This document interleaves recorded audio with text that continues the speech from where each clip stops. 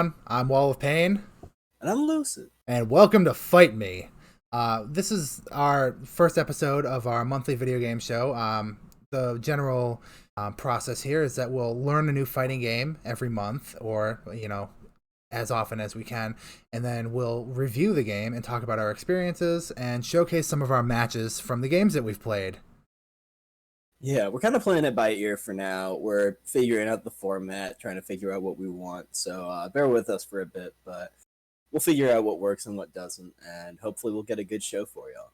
All right, before we get into the review, actually, let's introduce ourselves. Hello, everyone. I'm Wall of Pain. I've been a fighting game player for most of my life. I started with Street Fighter 2 Turbo on the Super Nintendo, and I've been playing fighting games pretty consistently. And some of my favorite fighting games are King of Fighters 13, Blaze Blue, Guilty Gear, and Akatsuki Blitzkampf. What's good? This is Lucid.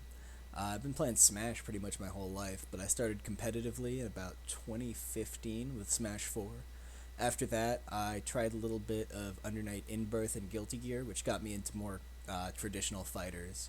And after that, I started branching out into just about anything I could find. Really sort of become that guy that plays every fighting game at this point. There's not much I haven't at least tried or am not willing to try. I just love fighting games. What can I say? With that behind us, let's move on and talk about the game of the month. All right, everybody, you've seen the title. You've probably heard about this series at some point if you've been playing fighting games. This month, we're covering Guilty Gear Xrd Rev 2. Yes, sir. It's a series that really doesn't need that much introduction. It's been around for about 20 years now, since 1998. Yeah, So, I'd say that's about right. Maybe a little longer than that. yeah, it's been a mainstay in competitive fighting games for pretty much that whole time. It's got an absolutely wild style, crazy metal music, just absolutely crazy unique character design. Yeah, it's something else, that's for sure. So this version that we're playing was originally released in arcades in 2015, and if I recall, it was ported to home consoles about a year later. And of course, since this is Rev 2, there have been obviously 2 revisions to the game since then. We're not going to go into in depth on the changes from the Revs, but we're just going to be focusing specifically on Rev 2. And in this game, there are a few unique aspects about it that stand out from other fighting games that I feel that we need to cover a little bit before we actually get into our review section. And with that, we'll move on to explaining about that. Yeah, Guilty Gear is definitely a very unique fighting game in a lot of ways. Does some crazy stuff. So let's get into the unique mechanics. All right. There's one thing that I'd like to start with, and that's dust. It's a universal overhead. And also universal sweep if you press down with dust at the same time. When you land a dust, either in a combo or just outside of a combo, you can follow it up by pressing forward or up to do an aerial combo or a ground-based combo. And it's a really unique mechanic because it's kind of like in Street Fighter 3 Third Strike, which we'll be covering later. It gives every character a universal overhead. Yeah, it sort of gives a universal mix-up option for every character. The overheads are usually a little slow, so one thing that does help is that Guilty Gear is such a crazy, fast-paced game that you can actually sometimes get away with the slower options just because you're looking out for so much. But yeah, it's nice to have that sort of universal overhead or low mix-up for every character built into the game. There's also something I don't use much, but a lot of people use in higher level play is called a Blitz Shield. Your character guards and repels attacks, and it uses tension, which is the meter in the game. Yeah, it's sort of like a parry. It's definitely its own thing. It's more of a charged option, and it's beat by different options and has its own strengths and weaknesses, but really neat, unique mechanic. Now, I want you to talk about this next one, because I know you absolutely hate this, especially against my character, because I can just blow you up. Yeah. That's danger time. I was going to say, you're definitely talking about danger. So, danger time is a mechanic where when 2 moves clash, there is a chance to go into danger time for about I don't remember the exact. It's like 5 to 10 seconds, and basically everything becomes a counter hit. Every normal that hits like raw and neutral, but it like freezes the game for a second to give you like more options for follow-ups. It increases the damage dealt. It really just everything just goes into overdrive. Like every opening becomes that much more dangerous. And on top of that, during the clash, you can cancel into anything else. So, I mean, if both players just try to mash buttons, whoever gets that hit is gonna get a crazy amount of damage. Yeah, I don't know if we have any footage. If we do, we'll show it here We of a do. danger time combination where I think it's just like the damage is just obscene. Yeah, it gets out of control. It's pretty silly. I've got a love hate with it. Definitely, a lot of competitive players have mixed feelings about it, but I have to admit it definitely spices up the game a little bit. Yeah, it's very interesting. There's also faultless defense, which everyone calls green shield. It removes chip and it knocks back your opponent on hit when you're blocking. Yeah, it's like a push block that costs meter, but yeah, no chip damage, more pushback. One interesting addition is that it actually gives you worse frame. It like the blocker is has more block stun when you use it. Mm-hmm. So you can actually. It's usually a bad thing, just because obviously block strings are going to be harder to get out of.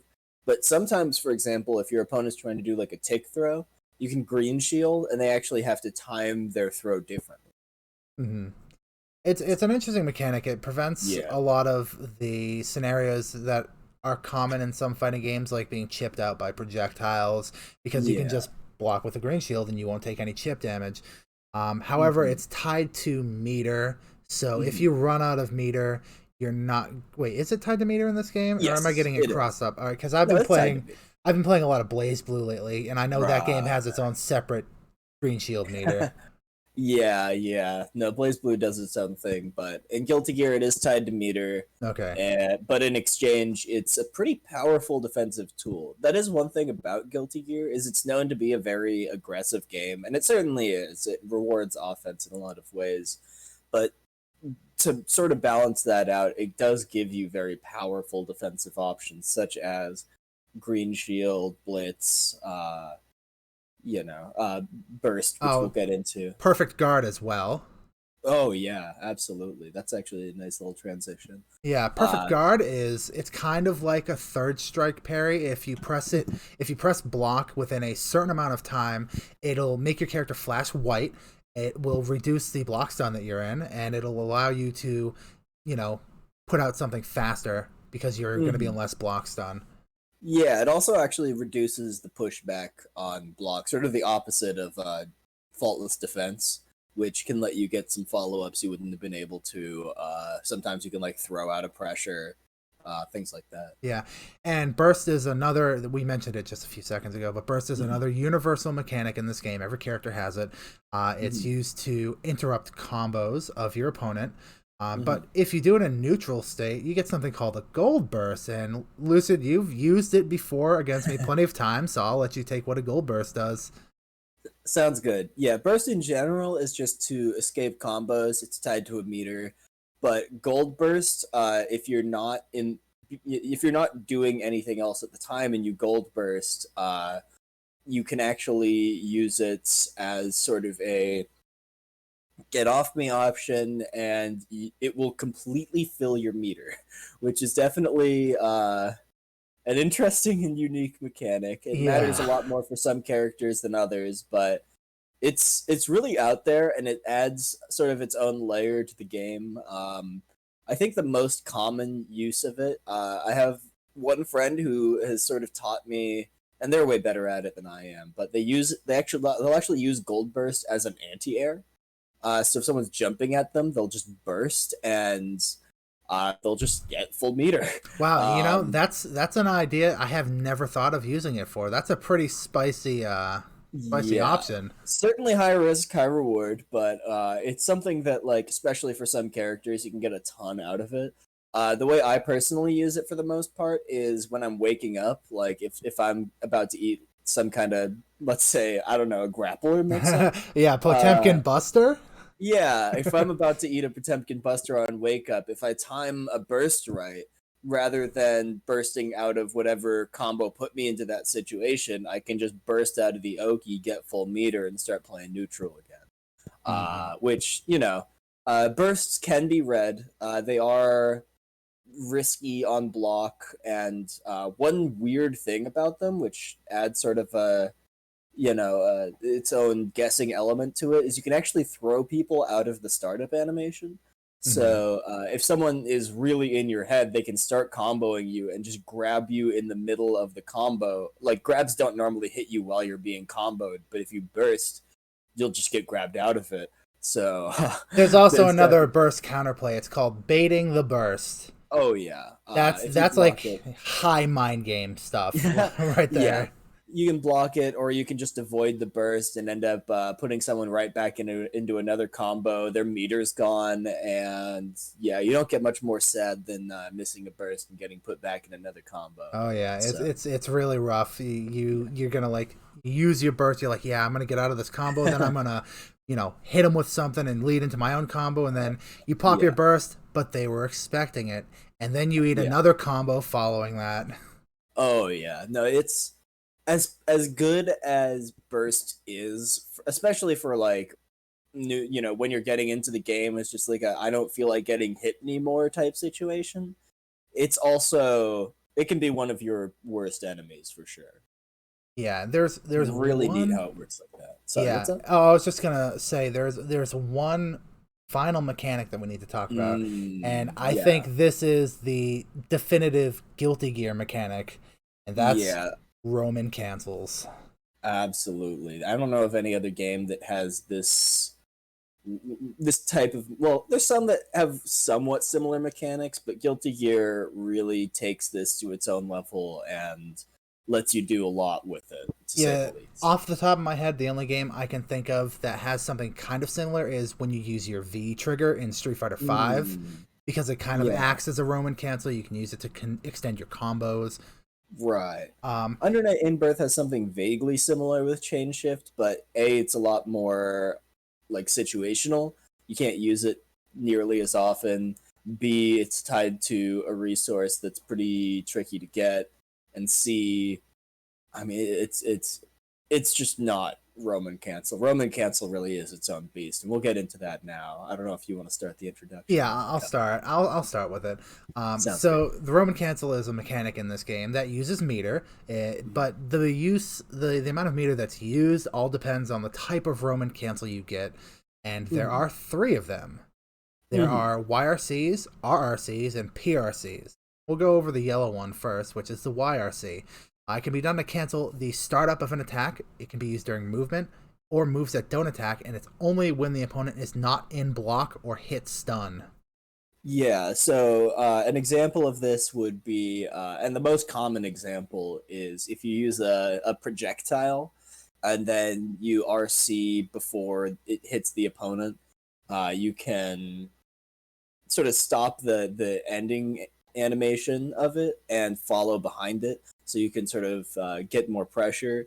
YRCs only cost 25% meter. They're definitely the kind that is most like sought after, I would say. Mm-hmm. A lot of characters have like setups involving YRCs that are very powerful. Another example would be if you have a character that has some kind of built-in movement option. Like I think a common example would be Potemkin's Hammerfall. Yep. You can Hammerfall to charge at your opponent, threaten the attack, and then YRC out of it before the attack comes out, and then you're standing right in front of him. You can do whatever Yeah, you want. Lucid is pretty well versed in that because they've been on the receiving end of that exact move multiple times. Potemkin Buster. Yep, I like to take Lucid on the Potemkin bus tour all day. Yeah, Uh, we'll see plenty of that. then there's the Red Roman cancel, which is used to cancel the startup, active, or recovery frames of a move that's during block or hit stun. So Mhm. if you hit somebody and you're like, probably not a good idea. you can use it there. Yeah, most commonly they're for either extending combos. You can, get certain hits, red RC, go into other hits that you wouldn't have been able to otherwise, or during block pressure as well. If you like overextend yourself during block pressure, or if you just like want to continue your block pressure, you can red RC, get right back in there. Pretty powerful, but it does cost 50% meter, so not something you can spam for sure. Yeah, and the last one, the purple Roman cancel, which also I believe uses 50% meter, it's used to cancel the later active recovery frames of an attack only if an opponent is not in blocker hit stun. Yeah, purple RC is probably the weirdest one, most situational. Most often it's sort of done as an accident, like yeah. you're trying to get one of the other ones and you're a little late. But it can be used as, you're in a, like, you put yourself in a weird situation, you wind up, just in more lag than you wanted to be, and you weren't really trying to extend pressure or anything. You can just purple RC, keep yourself safe. It definitely, if it didn't cost 50% meter, it'd be more powerful. But yeah, absolutely. it usually just winds up being sort of I'm in this uncomfortable position I didn't mean to be in, and I don't want to get punished, so I'm going to spend my meter to make this safe. Yeah, and if I think I'm right, that's all the mechanics we have to cover, so we will transition into talking about our experience with this game, and everything that involves with that. So, this game is absolutely wild. Every part of it, from top to bottom, it just oozes style. I want to talk about the character designs first, because usually, well, not usually, but in previous games of this series, characters have been a little bit more restrained, I'd say. But this game, they seem to have gone over the top. The character design is, I think, on point. And for example, we'll show an image here of Potemkin from Plus R and what he looks like in Exard. But what do you think about the character design? I think it's cool. It's definitely very anime, and it fits with the aesthetic of the game. Yeah, they definitely were willing to push the envelope a little bit. You could tell that with the new graphics. I mean, the game before this was Plus R, which is even at the point this game came out, was a very old game. Yeah. So, with the updated graphics and the new sort of style they were going for, they went very anime, very over the top. And I definitely appreciate it. I think that they did a great job with really all of the characters. And stuff that wasn't necessarily as obvious in older designs, they were able to sort of bring out more. They were able to, try new things. And I do think that even in older games, Guilty Gear was pretty out there with some of the character design. They were willing to do some wild, cool stuff. So they really just cranked it up to 11. So a lot of people are afraid of playing a game like Guilty Gear as either one of their first or their first fighting game because of this notion that it's more difficult than other fighting games. I personally don't think it's that much more difficult because there's a lot of I don't know what I want to say. The fact that you can cancel moves with meter means that there's a lot more room for correction. Like if you make mistakes, you catch it, you can just pop your meter and put yourself in a situation where you're safer. So I think it might be a little bit of an easier game because even though there's a lot of different mechanics, they're not extremely complex or hard to use. But I'd love to hear your opinion on about this. I do have a lot to say. I'll try to keep it relatively short, but this is definitely a topic that's been talked about before as well. So my opinion on this is that having all of these extra mechanics, all of this extra stuff, can seem very intimidating to a new player. However, it does a couple of things. For one, it gives you a lot of freedom in how to move forward. Like the hard part is that you're not expected to use all of this right away. I have a lot of time put into Guilty Gear at this point, and I still basically never Blitz Shield. Like, it's just not something I'm comfortable using that much yet. Mm-hmm. So it's the kind of game where you're very much expected to take things at your own pace, learn things as you want to. And as frustrating as it can be to feel like I have like hundreds of hours in this game and I still don't know how to use all the mechanics well, it's also kind of nice to be able to take things at your own pace, figure out what you want to figure out, do what you want to do, and you'll get there eventually. And the other big thing I really want to bring up is that when people complain about, like, I think one of the most common fears and complaints people have getting into fighting games is learning combos. Mm-hmm. People are very afraid of, like, how am I going to learn these crazy sequences, these combinations of buttons? I got to do all this stuff. I got to learn the execution. And as intimidating as we didn't really bring this up, I guess, in the mechanics section, but the Gatling system. Oh yeah, we completely glazed over that. I'll go over it quick here now. If we want, we can add it to the section later. Essentially, with the Gatling system, allows you to cancel buttons into other buttons. It's not super, like, that part itself is not super uncommon for anime fighting games, but the way that Guilty Gear does it is it gives you, every character is a little bit different, but essentially you can go up a chain of hierarchy of buttons, Mm-hmm. where you can start from lower priority buttons, punch, kick, and then you can go up through slash, heavy slash, and into dust eventually. So it gives everyone a lot of options. I mean, you can just, punch, kick, slash, heavy slash, dust. You can use, different, you can use crouching versions of the moves. You can skip over buttons. You can use special moves at any point, which on one hand opens up for some absolutely ludicrous looking combos that are very intimidating to new players and even old players. But on the other hand, what I think most people don't realize is it gives you a very, very simple starting combo. Yeah, anyone can just pick up the game and just go through the buttons in order and have a combo. And it's not bad. And people often call that type of system dial a combo because it's like dialing numbers on a phone. Remember, exactly. Do you remember phones? Oh, yes, like sir. old school phones. Yeah, believe it or not. So that's one of the unique things about this game is while the combos look ridiculous, they're actually not that difficult to pull off because the game's system is very lenient with inputs. Yeah. For example, in older games, like say we'll talk about plus R, Potemkin's, Potemkin Buster is a half circle back forward, and it's pretty difficult to pull off in a game like plus R. I say that, but they released a patch just recently that changed that. Plus R is sick. Yeah, they're still updating a 20-year-old game almost.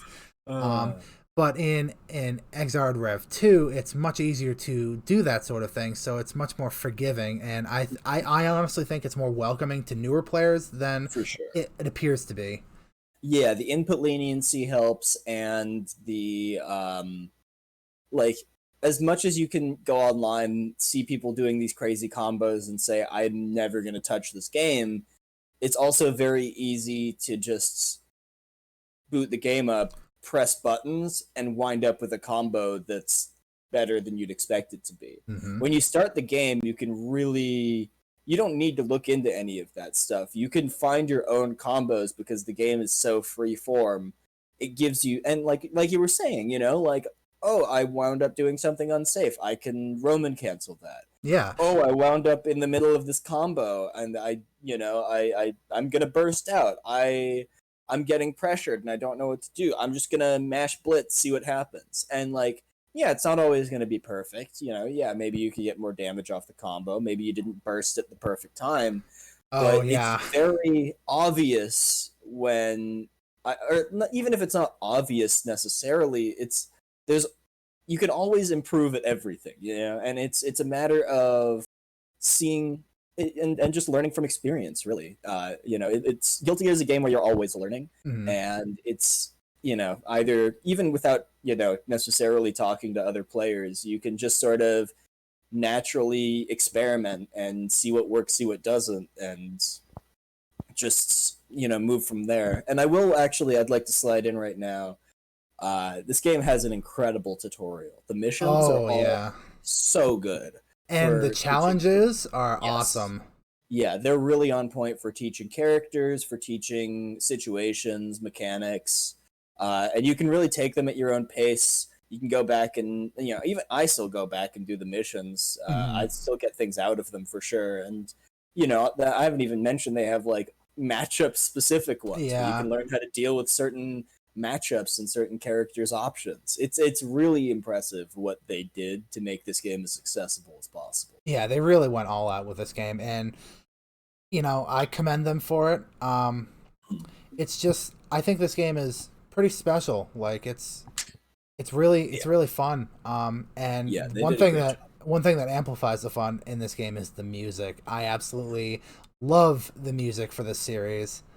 Oh, don't get me started on the music. I This game, every track hits. It Oh really, yeah. and some of them are so different too. Like, most of the, don't get me wrong, most of the track is just banging metal music, but like even those are just so well done. And they really weren't afraid to go out of their way to make some unique tracks, go out, do some out there stuff, some vocal stuff, some non-vocal stuff, some, more upbeat, metal stuff, some more laid back stuff even. And they really, I don't know, it's just all so good. And I think they actually like did a really good job of encapsulating the essence of the character with themes that they made. Yeah, that is a big thing, is that a lot of the music is character themes, and they definitely went out of their way to encapsulate the characters as much as they could into those themes, and I definitely think they did a great job of that. All right, so that brings us to the next point. We talk about character themes. What character did you play, Lucid? So at the time, I played Biken. I do really like Biken. I really just picked her up because of the design, actually. So yeah, in case you couldn't tell, I do like the character design. I mean, she's just it's cool samurai with the chain arm and Oh an eye yeah. patch. I mean, just the basic design is just tight. She's, back talking tough badass woman with a samurai sword. It's hard to argue. Yeah. She definitely she's more of like a brawler than I think I would play in most games, but I still ended up really liking the style. She's got this unique mechanic called Azami, which is sort of a parry stance where she has to pick between standing and crouching, but instead of blocking attacks, she can like when she essentially blocks the attack, she can do follow-ups out of it and counterattack like immediately. Hmm. And they're pretty powerful counterattacks as well. So she's definitely the kind of character that is deceptively defensive despite being very in your face. She's a character that can be played in, and I think this is true for a lot of Guilty Gear, and something that goes to sort of the credit of Guilty Gear. She can be played in a lot of different ways, where you can play her a lot more like hanging back, covering space, waiting for your opening, or you can really be in people's face, go crazy, and just force these situations with her. But yeah, she's definitely got some of the craziest pressure in the game. Tatami is a crazy move that does everything. Azami is just, even without using it, just having access to a parry that's that strong really forces your opponent to respect it. And yeah, she can just brute force her way through a lot of situations. Oh, you talk about brute force. We're gonna talk about my character. Yeah, why don't you? I play Potemkin. He Mhm. is your typical. I wouldn't say he's your typical grappler. He's something else in this game. He's a really large character. He's the biggest in this game, and if I recall, he weighs something over I think 1,000 to 2,000 pounds in terms of just sheer Oh yeah. weight. Oh Um, yeah. his throw, the Potemkin Buster, just deletes health bars. Absolutely. And he's got some pretty wild things you can do with your combos. He's got an anti-air grab. He's got I would say, what you can use to go over projectiles, which is a Mega Fist. He also has no access to a dash, but he has a unique mechanic called Hammerfall, which is a charge move that has armor, puts him forward, and ends in an attack, but you can cancel it either by pressing punch or by RCing it. And it's just, this is, even though he's people say he's the one of the worst characters in the game, he still feels leagues better than any other brawler in most fighting game, not brawler but grappler in most fighting games that I've played. Yeah, Guilty Gear does a great job with balance, where even if you are the worst character in the game, I mean, there's a player named Fab who consistently wins or top 8s tournaments with this character, and I mean, I can tell you from the receiving end that Potemkin is one of the scariest characters in the game when he gets an opening. And as much as Guilty Gear does monkey paw a lot of his tools in order to get that opening, you know, Hammerfall on paper, very powerful. You get the armor, you get the attack, you get the knockdown, it does a lot of damage. You know, it still only armors through one hit, and if it gets blocked, you're in a very scary position. Potemkin Buster, incredibly powerful throw. Oh, yeah. It's a shocking range for a throw. Oh, absolutely. It's so deceptive. Yeah, but you whiff it, and you can just explode, and his defensive tools are definitely more lacking than you would expect. Yeah. So it's just a matter of, as strong as this character's stuff is, all of it is gate kept behind these weaknesses. So it makes for a very interesting character where you very much have to commit to making decisions and forcing situations. And when you do, you are heavily rewarded for it. Oh, yeah. He's a very high risk, high reward type character, which is kind of like a theme with me. Is like I tend to play characters that reward high risk gameplay by doing. Yeah, you make that one call out and you can just win the game. Yep. It's I don't know. I just find that type of thing fun. I respect it. With that, I would like to go over our gameplay that we have for our video. Heaven or hell. Duel. One. Let's rock.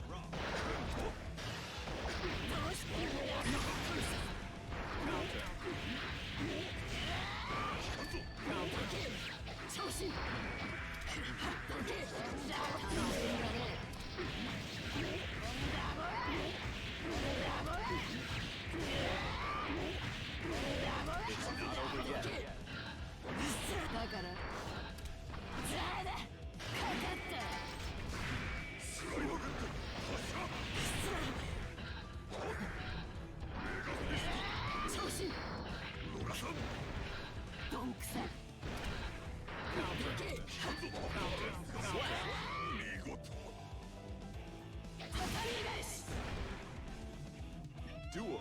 Two. Turn up the heat.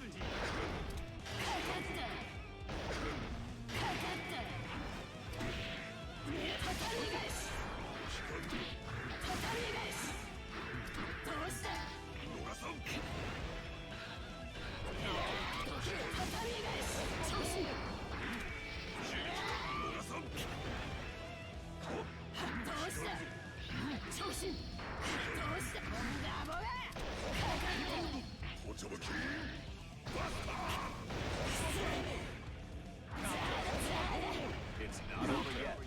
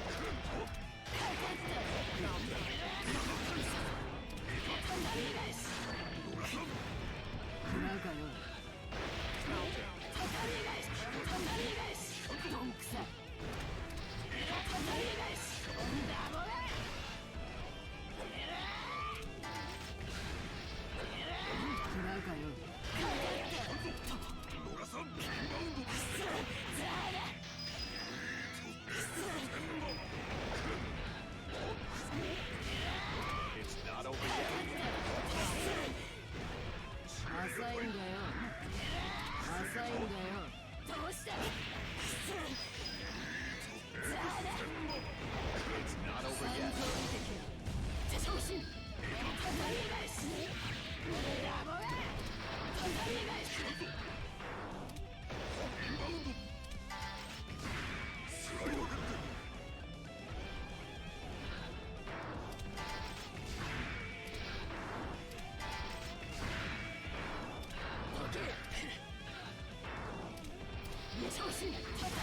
Just win.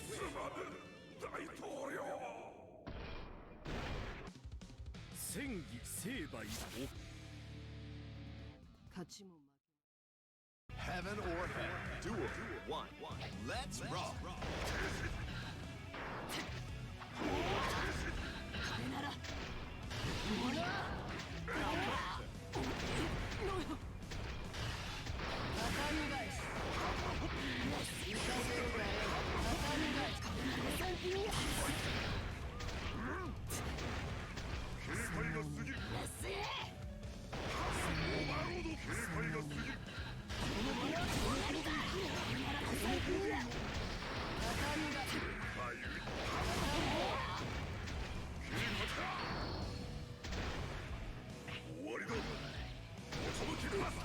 It's not over yet. It's not over yet.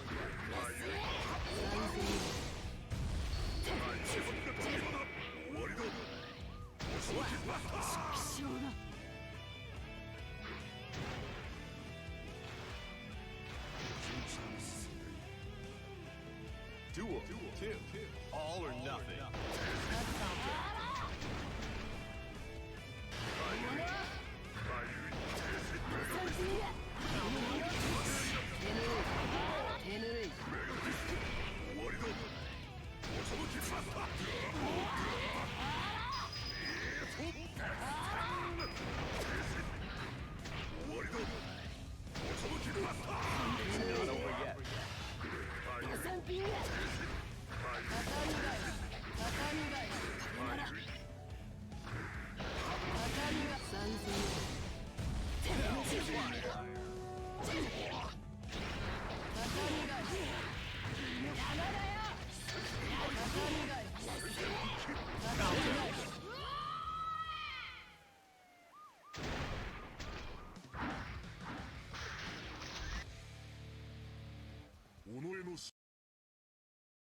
Or hell. Duel 1. Let's rock. It's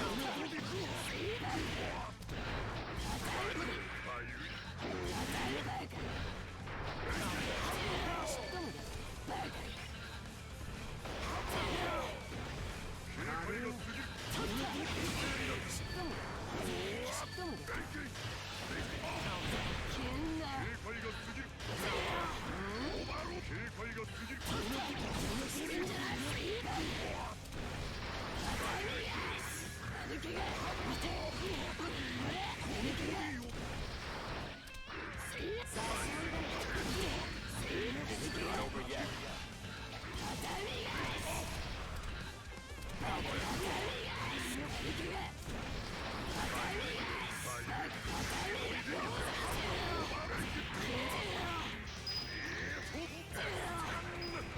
It's not over yet.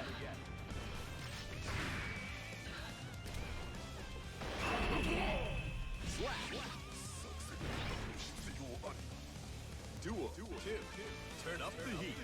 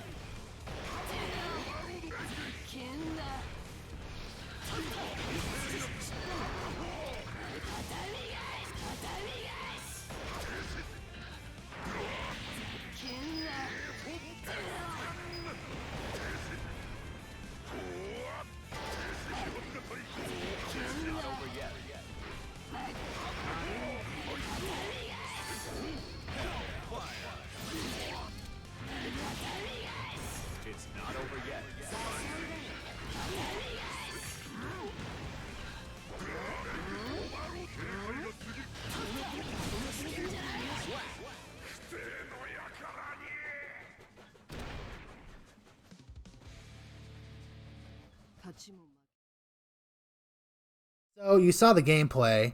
Now we're gonna give you our closing thoughts about this game. I want to ask Lucid, what do you think about the game overall? So I think gameplay wise, Xer does a lot of things right. It gives a lot of tools to each player, possibly even more than they need, but they all work together in a really interesting way. The pace of the game feels just right to me, where even new players can vaguely keep up with what's going on, but obviously it just gets more and more ridiculous over time to the point where you're just actually watching an anime fight, where you're just two Gokus flying at each other, just teleporting over the screen. Yeah, that even reminds with a character me. like Potemkin. What's that? That reminds me of that. I think it was a Smash Melee task match. Have you seen that? Yeah, that... it really does feel like that sometimes playing Guilty Gear when both players are into it. I think Guilty Gear did a lot of things right. The characters, they were really willing to go to some extremes to push the envelope without, doing anything that actually breaks the game. As with any fighting game, there's going to be some frustrating stuff. There's going to be some things that are you're gonna have moments where it's just you got to learn the game.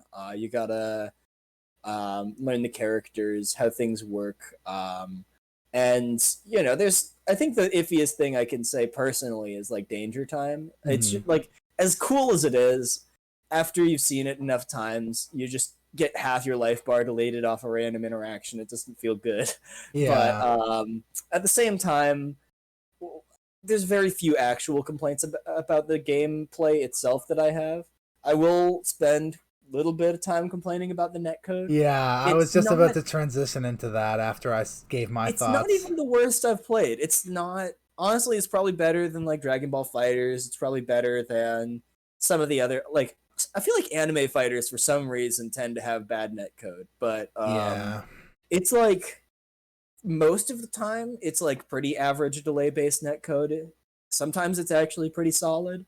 The biggest issue I have is that it feels iffy. It feels like inconsistent is the word. Yeah, it's definitely inconsistent. Where sometimes White Diamond and I, Wall of Pain and I would have really, really good, consistent 2-frame delay matches over a full night. And then we have other nights where we can't get it to drop under 8 frames. Yeah, it's one of those things where it's like really frustrating because the game is so good and its online play is completely hindered by the fact that it has just absolute garbage netcode. Yeah. It feels like you're rolling the dice every time you connect with someone. Yeah, it's just what are we gonna get? Are we gonna get 2 frames? Are we gonna get 6 frames? 8 frames? What's it gonna be today? It's rough. I haven't been able to keep up with it just because. I mean, in COVID times especially, when I go online, I want to know I can play people. It's that simple. Yeah. So I have so few complaints about the game. I remember someone that I enjoy watching a lot made a comment about how it's like your favorite band that's only good live. It's so good, but you can't just you can't just give it someone the experience. They gotta be there. Yeah, playing Guilty Gear and Xrd Rev 2 in person with someone, it's so different. Yeah, I remember playing years ago when it first came out. It just felt so good to play in person, and I can't wait for us to get some matches when everything's all done in person at some point. Yeah, I absolutely agree. I definitely want to get some matches in with you with all these games in person when we get the chance. So, yeah, I got a question for you. Absolutely. Do you recommend that people play this game, and do you think that it's worth its price currently? That's a shockingly hard question to answer because as much as I just rained praise on this game, I have to admit we're in COVID times, and there aren't a lot the player base isn't massive. You can find people to play. That is, it's not like you can't find other people to play this game with, but you have to try a little bit. You have to go to Discords, you have to find other people that play this game, and you're going to have to ask. And especially, there aren't a lot of people that play this game regularly. Yeah. But It's what people call a Discord fighter mostly, which is, mm, it's kind of like, I guess you could say, a derogatory term. It's just, it's popular, but it's not popular enough to have a yeah, thriving, scene on the internet. it's not fair to call it a dead game, Yeah. but it's a game you do have to go a little bit out of your way to get matched. You can't just like match on, random ranked online. I will make a note of this right now. If you do play this game, don't play ranked. I have played a total of 1 ranked match in my time playing Xrd, and it was against a soul in Japan who had over 20 frames of delay. Do Yikes. not play ranked. That sounds absolutely awful. However, and I will make this note, I have randomly gone onto lobby matchmaking, and I have literally always been able to find at least one open lobby with at least one person looking for games. And Yeah, I have the same experience. It's pretty I usually cool. get smoked. They're usually Yeah. very good, but they're usually very nice and open to play and even sometimes give advice. I've had some of my best matches against just random people online. Yeah, I Um, think this game is definitely something somebody should, everyone should play at least at some point. I think it's worth the Especially, experience. yeah, It's not a cheap game, honestly. It's still it's not full game price, but it's still, $30, $40, yeah. something like I that. think at the time of this recording, it's $30, but it frequently goes on sale Yes. on Steam or other places Yeah. like what is it? Fanatical is one that I can think of. yeah. It goes on sale regularly. I definitely, if you see the game on sale, I think it's very much worth a shot. I think everyone should experience it. I don't know. Excuse me. I don't know if it's something that most people are going to like really get into, and it's the kind of game that does reward you for getting into it. But I do think that one misconception I'd like to break is I think it's actually really good as a game to just pick up and play. Yeah, I think it's really something that's like, I the feel skill floor is drawn. shockingly low. Yeah, it's really low. I think it's easy to get into. Mm-hmm. I sometimes just pick it up and just go into training mode or challenge mode and do some cool combos and stuff. Yeah. It's really something that you can just enjoy, like even if you're just like a casual fighting game fan. Oh yeah. Yeah, I have friends that are just like, I want to pick May and throw dolphins for a while. Hell And yeah! Sometimes that's that's the great. best That's thing awesome. to do. Yeah, Throw and dolphins. it's definitely one of those games where it's got something for everyone and it's got a little bit of everything. It's not a game that is, how do I put this? It's a game that definitely manages to do a lot of things well, and it fails in a couple like very major points, namely the netcode and just the lobby matchmaking system and having to go out of your way to like find people on Discords is a downside, admittedly. Yeah. I'm the kind of person that likes being able to just go online, find matches. But as I said, you can almost always find an open lobby with someone playing. Yeah. So as long as you're the kind of person that doesn't mind getting smoked, you can still have a lot of fun with this game. And especially if you know people that play this game, I think that it's the kind of game that's worth experiencing. For sure. Honestly, in my opinion, I think with Strive coming out so soon, that at the price it's currently at, $30, you might not want to purchase it. But if you can get it on sale for half off or 75% off, you should absolutely pick this game up.